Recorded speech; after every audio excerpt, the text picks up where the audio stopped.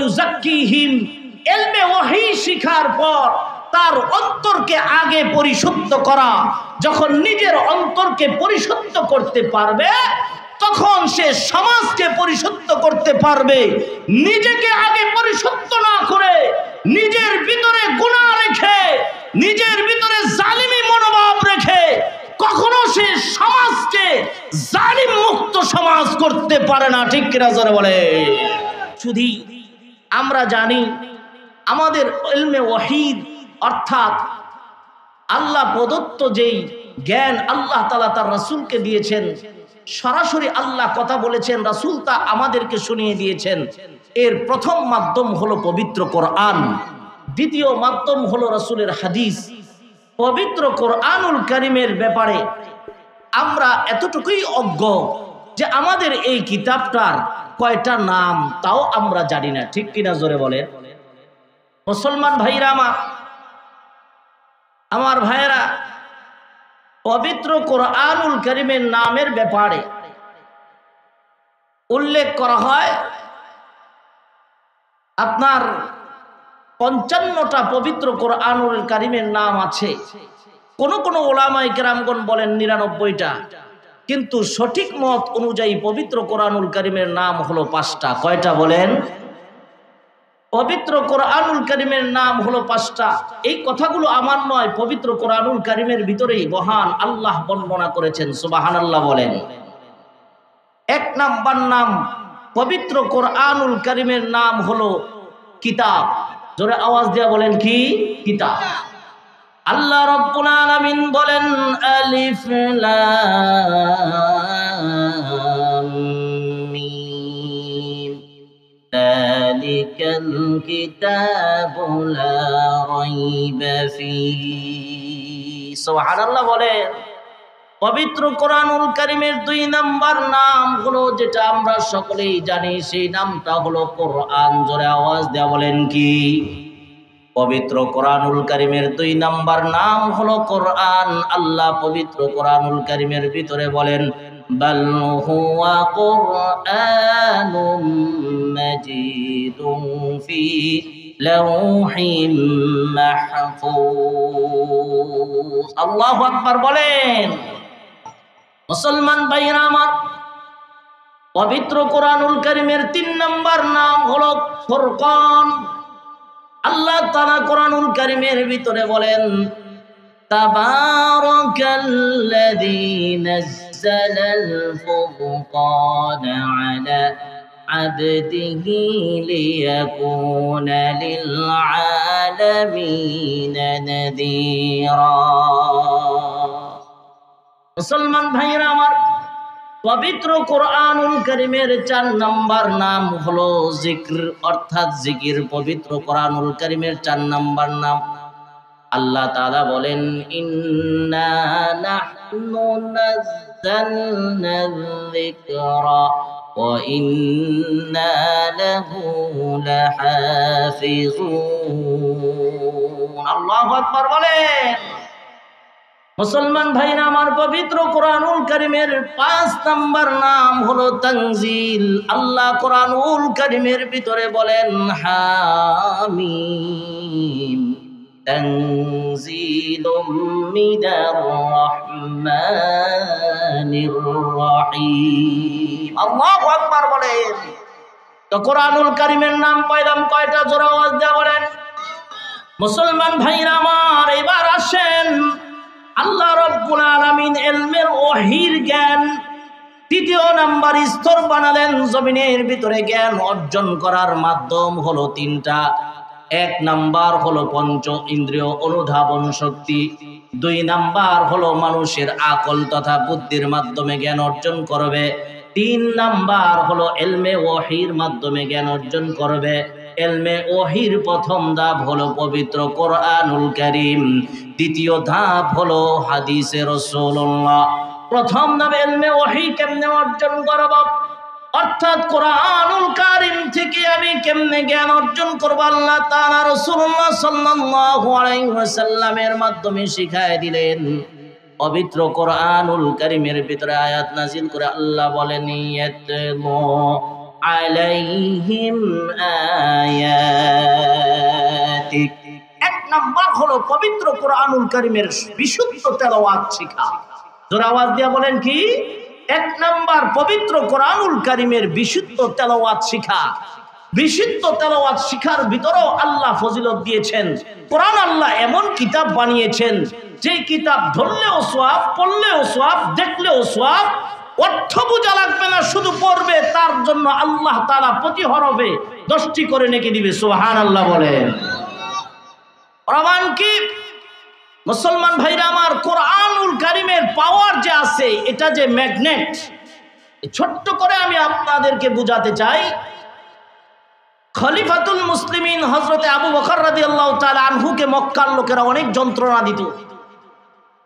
মক্কার লোকেরা যখন যন্ত্রণা দিতে দিতে হযরতে আবু বকরকে অতিষ্ঠ করে ফেলেছে, মক্কা থেকে বেরিয়ে যাওয়ার জন্য তিনি মনস্থির করলেন যে মক্কায় আর থাকবো না। আবু বকর রাদিয়াল্লাহু তাআলা আনহু যখন চলে যাবে, আবু বকর রাদিয়াল্লাহু তাআলা আনহুর একজন বন্ধু, আবু বকর রাদিয়াল্লাহু তাআলা আনহুর একজন প্রেমিক তথা তাকে ভালোবাসে, মহব্বতের লোক বলে, আবু বকর তুমি মক্কা ছেড়ে কেন চলে যাও? বলে আমি মক্কায় থাকবো না, মানুষ আমাকে অতিষ্ঠ করে ফেলেছে, মানুষ আমাকে যন্ত্রণা দিতে দিতে আমাকে একেবারে হয়রান বানিয়ে ফেলেছে, অতিষ্ঠ করে ফেলেছে, মক্কায় আর থাকবো না। বলতেছে আমি তাদের সঙ্গে কথা বলবো, তুমি অবস্থান করো। মুসলমান ভাইরা আমার, কথাগুলোকে দিল দিয়া বুঝবেন। লোকটা সকলকে ডেকে বলে দিল, এই মক্কার লোকেরা, আবু বকরের মতো একজন ভদ্রলোক যদি তোমাদের এলাকা থেকে চলে যায়, একজন ভালো মানুষকে তোমরা হারাবে, একজন ভালো ব্যক্তিকে হারাবে, আমানতদার বুজুর্গ একজন লোককে হারাবে, যে মানুষের ক্ষতি করে না, যে মানুষের উপকার করে, এমন ভালো লোক দেশের ভিতরে থাকলে শান্তি থাকে। এই লোকটা চলে গেলে কিন্তু অশান্তি আসবে। মক্কার সমস্ত লোকেরা বলল, সে থাকবে, আমাদের কোনো আপত্তি নাই, আমরা তাকে যন্ত্রণা দিব না, কিন্তু শর্ত আছে। কি শর্ত? বলতেছে যে আবু বকর আমাদের বাপ দাদার ধর্মে চুলকানি লাগায়া ইসলাম ধর্ম গ্রহণ করেছে, মুহাম্মদের ধর্ম গ্রহণ করেছে, আফসোস নাই। আমাদের দেবদেবীদের মূর্তি পূজা করি আমরা, এটার বদনাম করে, তাও আফসোস নাই। আমাদের ধর্মের অনুসারী মানুষদেরকে ইসলামের পক্ষে দাওয়াত দেয়, তাও আমাদের আফসোস নাই। কিন্তু আবু বকর কোরআন তেলাওয়াত করে, সে যেন কোরআন তেলাওয়াতটা তার ঘরের ভিতরেই করে, ঘরের বারান্দায়ও এসে যেন না করে। সুবহানাল্লাহ বলেন না? যারা আওয়াজ দিয়ে বলেন আল্লাহু আকবার।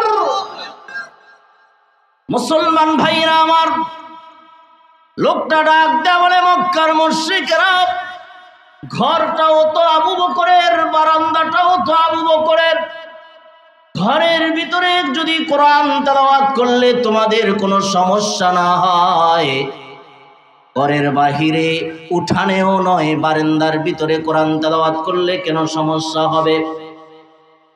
মক্কার সমস্ত মুশরিকরা ডাক দেয়া বলে, শোনো,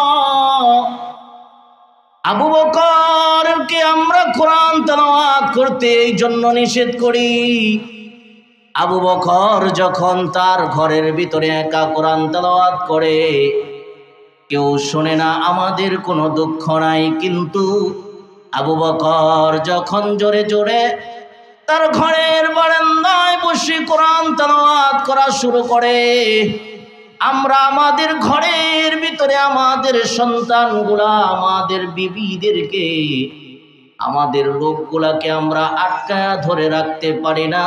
তার এই কোরআন তেলাওয়াতের মধুর আওয়াজে চুমুক যেরকম ভাবে লোহাকে টেনে নিয়ে আসে, তার কোরআন তেলাওয়াতের আওয়াজ শুনে আমাদের সন্তানগুলা ওই রকম ভাবে ছুটে চলে আসে।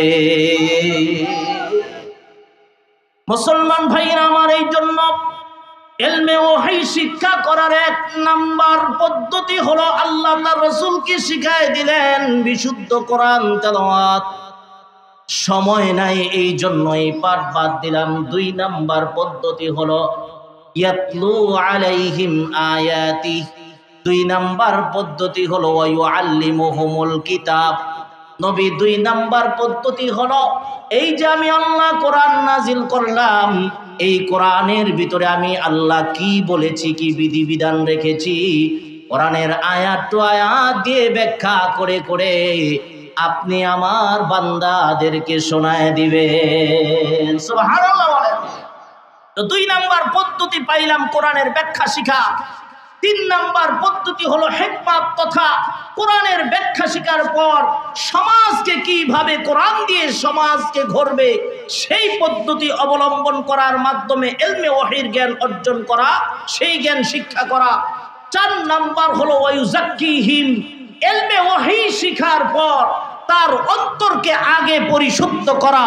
যখন নিজের অন্তরকে পরিশুদ্ধ করতে পারবে তখন সে সমাজকে পরিশুদ্ধ করতে পারবে।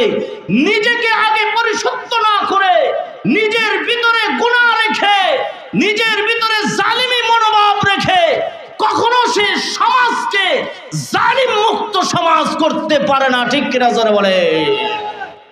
তো মুসলমান ভাইরা আমার, এই 4 পদ্ধতিতে ইলমে ওয়াহির জ্ঞান অর্জন করবে। এবার আসুন আমি আমার আলোচনাকে ইতি টেনে নিয়ে আসি। ইলমে ওয়াহির প্রয়োজনীয়তা কেন? কেন মানুষ ইলমে ওয়াহি শিখবে? ইলমে ওয়াহির প্রয়োজনীয়তা হলো এই জন্য, ইলমে ওয়াহি আল্লাহ তাআলা এই পৃথিবীতে অনেক আসবাব পত্র দিয়েছেন, অনেক আসবাব উপকরণ দিয়েছেন মানুষকে চলার জন্য। এই আসবাবগুলোকে যথারীতি ব্যবহারের মাধ্যমে উপকৃত হওয়া। 2 নাম্বার হলো এই আসবাবগুলোকে যথাস্থানে ব্যবহার করে আল্লাহ তাআলার নৈকট্যতা অর্জন করা। এই 2টা উদ্দেশ্য হলো ইলমে ওয়াহি শিখার প্রয়োজনীয়তা। 3 নাম্বার, ইলমে ওয়াহি আল্লাহ কেন দিলেন? আল্লাহ তাআলা ইলমে ওয়াহি দিলেন এই কারণে যে আল্লাহর দরবারে সমস্ত মানুষগুলা স্বীকারোক্তি দিয়ে এসেছিল। আল্লাহ বলেছিলেন আলাস্তু বিরব্বিকুম, আমি কি তোমাদের রব নই? মানুষ বলেছিল ক্বালু বালা ইয়া রব্বি কারীম, হ্যাঁ আপনি আমাদের রব।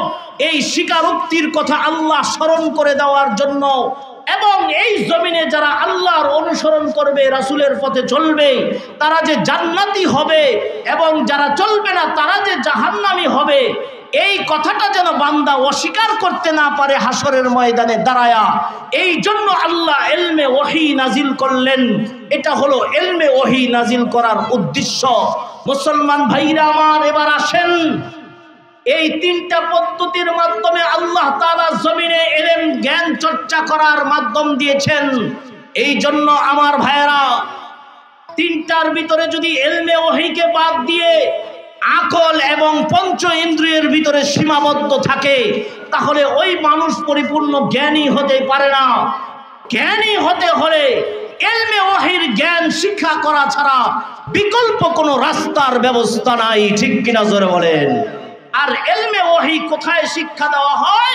এরকম দারুল আরকাম ইসলামিক একাডেমির মতো সারা বিশ্ব জুড়ে যেখানেই আল্লাহর রাসূলের ঘর তথা আল্লাহর রাসূলের রূহানি সন্তানগণ, আল্লাহর রাসূল সাল্লাল্লাহু আলাইহি ওয়াসাল্লামের ওয়ারিসগণ যত জায়গায় এরকম মাদ্রাসা প্রতিষ্ঠিত করেছে, সব জায়গায় গেলেই ইলমে ওয়াহি পাওয়া যায়। আর ইলমে ওয়াহি ছাড়া জ্ঞানের পরিপূর্ণতা লাভ করা যায় না। যেমন আমি আপনাদেরকে একটা উদাহরণ দিয়ে বুঝাতে চাই। আমার ভাইয়েরা, আমার বন্ধুরা, এই যে আল্লাহ তাআলা আমাদের জন্য জ্ঞান ইলমে ওয়াহি দান করলেন, এটার প্রয়োজনীয়তা কেন? 1 নাম্বার প্রয়োজনীয়তা হলো আল্লাহ যত আসবাব উপকরণ দিয়েছেন তার মাধ্যমে উপকৃত হওয়া। যেরকম দুনিয়াতে আমরা যতগুলা নিয়ামত পেয়েছি তার দ্বারা উপকৃত হচ্ছি। 2 নাম্বার হলো যথা স্থানে ব্যবহার করে উপকৃত হওয়া, আল্লাহর সন্তুষ্টতা অর্জন করা। যথা স্থানে কি? এবার জবাব দিবেন আমার ভাইয়েরা। আপনারা বলেন মানুষ বডি ব্যবহার করে কিনা? বডি ছুরি ব্যবহার করে কিনা? জোরে বলেন। এই ছুরিটা হলো দুনিয়াতে চলার একটা উপকরণ। দুনিয়াতে চলার একটা কি উপকরণ? এটার মাধ্যমে আপনি কিছু কাজ করবেন, নির্দিষ্ট কাজের জন্য আল্লাহ এটা দিয়েছে। কি? এটার মাধ্যমে আপনি মাছ গোশত কাটবেন, এটার মাধ্যমে আপনি নির্দিষ্ট পশু কুরবানি করবেন, জবাই করবেন, খাবেন। কিন্তু এটার মাধ্যমে মানুষ মারার বিধান আল্লাহ দেয় নাই। ঠিক কিনা জোরে বলেন? আমার ভাইয়েরা, আমার বন্ধুরা, এবার আসেন যদি ইলমে ওহীর জ্ঞান চর্চা না করা হয়, একজন ইলমে ওহীওয়ালা প্রত্যেকেই ইলমে ওহী যারা অর্জন করে তাদের জ্ঞানের মাধ্যমে সে বুঝতে পারবে আমার আল্লাহ এই ছুরি দিয়েছে মানুষ মারার জন্য নয়, গরু কাটার জন্য, মহিষ কাটার জন্য, গোশত মাছ কাটার জন্য। সুতরাং সে সেই কাজেই ব্যবহার করবে, দুনিয়ার শৃঙ্খলা ঠিক থাকবে। আর যদি ইলমে ওহীর জ্ঞান শিক্ষা না করে তাহলে তখনই মানুষ জ্ঞানের অভাবে এই ছুরিকে আপনার যথারীতি স্থানে ব্যবহার না করে মানুষকে গরু ভেবে কষায়ের মতো কাটবে, ঠিক কিনা জোরে বলেন। সুতরাং ইলমে ওহীর জ্ঞান ছাড়া সুআদর্শ মানুষ গঠন হবে না, কারণ ইলমে ওহীর জ্ঞানই পারে একজন মানুষকে সুআদর্শ মানুষ গড়ে তুলতে। আমার ভাইরা, আমার বন্ধুরা, এই জন্য আমি সমস্ত মা বোনদেরকে এবং আমার যুবক ভাইদেরকে আজকের এই বিশাল প্রোগ্রামের পক্ষ থেকে জানাই, আপনারা আপনাদের সন্তানদেরকে ডাক্তার, ইঞ্জিনিয়ার বানান, আপনারা আপনাদের সন্তানদেরকে উচ্চ শিক্ষায় শিক্ষিত করেন, আফসোস নাই, কিন্তু ইলমে ওহীর জ্ঞানটুকু তার সিনার ভিতরে ঢুকায় দেন। কারণ যে ইলমে ওহীর জ্ঞান অর্জন করবে, এই পবিত্র কোরআনের ছোঁয়া যাদের লাগবে, এই ছোঁয়ার বরকতে আল্লাহ রাব্বুল আলামিন তাদের জীবনকে ধন্য বানায় দিবে। সুবহানাল্লাহ বলেন। আমার ভাইয়েরা, পবিত্র কোরআনুল কারীমের ছোট্ট একটা ঘটনা বলেই, সাহাবীদের ইতিহাসের থেকে একটা ইতিহাস বলে আমি আমার আলোচনা শেষ করব। এই পবিত্র কোরআনুল কারীম শিখার মাধ্যমে যে কি ফায়দা হয়, কারণ ইলমে ওহীর জ্ঞানের মাধ্যমে যে আল্লাহর নৈকট্যতা অর্জন করা যায় সেটার একটা উপমা আমি আপনাদেরকে দিচ্ছি। আল্লাহর রাসূলের এক সাহাবী রাত্রের বেলা তাহাজ্জুদের মধ্যে দাঁড়িয়ে কোরআনুল কারীম তেলাওয়াত করতেছে। কোরআনুল কারীম তেলাওয়াত যখন করতেছে, দেখে সে কোরআনুল কারীম আস্তে আস্তে তেলাওয়াত করতেছে, তার মনে চাইতেছিল একটু জোরে জোরে তেলাওয়াত করি। জোরে জোরে যখন তেলাওয়াত শুরু করছে, তার ঘরের কাছেই একটা আপনার উট বাঁধা ছিল, পাশেই আপনার খাটের উপরে তার সন্তান শোয়া ছিল। কোরআনের আয়াত যখন শোনে, এই উটটা খালি বারবার লাফ দিয়া ওঠে। সুবহানাল্লাহ বলেন, জোরে আল্লাহু আকবার বলেন। উট যখন লাফ দিয়া উঠে, সাহাবী চিন্তা করে আমার সন্তানের ঘুম ভেঙে যাবে, নামাজের ডিস্টার্ব হবে। কোরআন তেলাওয়াত আস্তে আস্তে শুরু করলেন। কোরআন তেলাওয়াত যখন শেষ করলেন, নামাজ শেষ হয়ে গেল। ফজরের আগে যখন মোনাজাত ধরলেন, মোনাজাত শেষ করার পরে দেখে তার মাথার কাছ থেকে তারকার মতো কিছু আলোকের গুচ্ছ, কিছু গুচ্ছ আলোক রশ্মি আকাশের দিকে দৌড়িয়ে হারিয়ে যাচ্ছে। সাহাবী কিছু বুঝতে পারলেন না। আমার ভাইয়েরা, সকাল হয়ে গেল। সাহাবী চিন্তা করলো বিষয়টা আল্লাহর নবীর দরবারে গিয়ে পেশ করি। মুসলমান ভাইরা আমার, সাহাবী আল্লাহর নবীর দরবারে গিয়ে বলেন, ইয়া রাসূলুল্লাহ, রাত্রির বেলায় কোরআন তেলাওয়াত করার সময় এরকম ভাবে আমার সঙ্গে একটা ঘটনা ঘটেছে নবী গো। আমি এইরকম ভাবে দেখতে পেরেছি, আমার মাথার উপর দিয়ে কিছু তারকার মতো কিছু আলোককুণ্ড আমার মাথার উপর দিয়ে গিয়ে আকাশের দিকে দৌড়িয়ে হারিয়ে যাচ্ছে। ওগো নবীজি, বুঝতে পারিনি ঘটনাটা আমার সঙ্গে কি ঘটেছে। নবী ডাক দেয়া বলে, সাহাবী রে, তুমি যে আলোক রশ্মি গুলা দেখেছো, তারকার মতো কিছু গুচ্ছ আলো দেখেছ, তুমি যখন নামাজের ভিতরে কোরআন তেলাওয়াত করা শুরু করেছ, আল্লাহর আরশে আজিম থেকে কিছু আল্লাহর ফেরেশতা তোমার কোরআন তেলাওয়াত শোনার জন্য তোমার ঘরের মেহমান হয়েছে। সুবহানাল্লাহ। মুসলমান ভাইরা আমার, আল্লাহর নবী বলেন, সাহাবীরা, যদি তুমি আজকে কোরআন তেলাওয়াত বন্ধ না করতে, কোরআন তেলাওয়াত যদি তুমি চালায়া যাইতা রে সাহাবী, মদিনার সমস্ত লোকগুলা আজকে আল্লাহর ফেরেশতাদেরকে তাদের চোখ দিয়ে দেখতে পেত। সুবহানাল্লাহ। মুসলমান ভাইরা আমার, এই হলো কোরআন তেলাওয়াত, কোরআন শিখার, ইলমে ওহী শিখার সিস্টেম।